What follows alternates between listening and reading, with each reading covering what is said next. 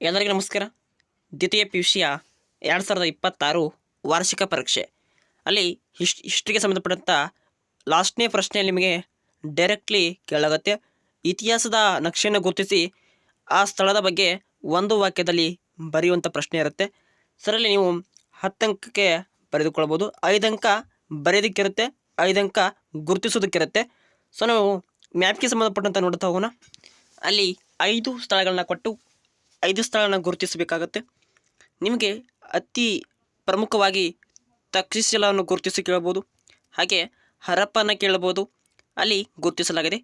So ನಾವು ಪಾಕಿಸ್ತಾನ ಭಾಗದಲ್ಲಿ ಬರುವಂಥದ್ದು ಹರಪ್ಪ ಬರುತ್ತೆ, ಹಾಗೆ ಅದರ ಮೇಲ್ಭಾಗ ತಕ್ಷಶಿಲಾ ಬರುತ್ತೆ. ಹಾಗೆ ಜಮ್ಮು ಮತ್ತು ಕಾಶ್ಮೀರ ತಳಭಾಗದಲ್ಲಿ ಜಲಿಯನ್ ವಾಲಾಬಾಗ್ ಬರುತ್ತೆ, ಹಾಗೆ ಅದರ ತಳೆಗೆ ಪಾನಿಪತ್ ಬರುತ್ತೆ, ಹಾಗೆ ಅದರ ಒಂದು ತಳೆಗೆ ಮೀರತ್ ಬರುತ್ತೆ. ಇನ್ನು ನೇಪಾಳದ ಮಧ್ಯಭಾಗದಲ್ಲಿ ಪಾಟ್ಲಿಪುತ್ರವನ್ನು ಗಮನಿಸ್ತೀವಿ, ಹಾಗೆ ಕಲ್ಕತ್ತನ್ನು ನಾವು ಗಮನಿಸ್ಬೋದು. ಹಾಗೆ ದಂಡಿಯನ್ನು ಗಾಂಧೀಜಿಯವರು ಉಪ್ಪಿನ ಸತ್ಯಾಗ್ರಹ ಆರಂಭಿಸ್ತಾರೆ. ನೀವು ಬಾಂಬೆ ನೋಡ್ಕೋಬೇಕು. ಹಾಗೆ ದೇವಗಿರಿ, ಹಾಗೆ ಅರಬ್ಬಿ ಸಮುದ್ರದೊಂದು ಮಧ್ಯ ಭಾಗದಲ್ಲಿ ಹಳಿಬೀಡು ಮತ್ತು ಶ್ರೀರಂಗಪಟ್ಟಣ, ಹಾಗೆ ಕರ್ನಾಟಕದ ಒಳಭಾಗದಲ್ಲಿ ಮೇಲ್ಭಾಗ ತುದಿಯಲ್ಲಿ ಬಿಜಾಪುರ, ಹಾಗೆ ಬಾದಾಮಿ, ಹಂಪಿ, ಹಾಗೆ ಕಂಚಿ. ಇದರಲ್ಲಿ ಕರ್ನಾಟಕದ ಒಂದು ಉತ್ತರ ಭಾಗದಲ್ಲಿ ಬೀದರನ್ನು ಗಮನಿಸ್ತೀವಿ.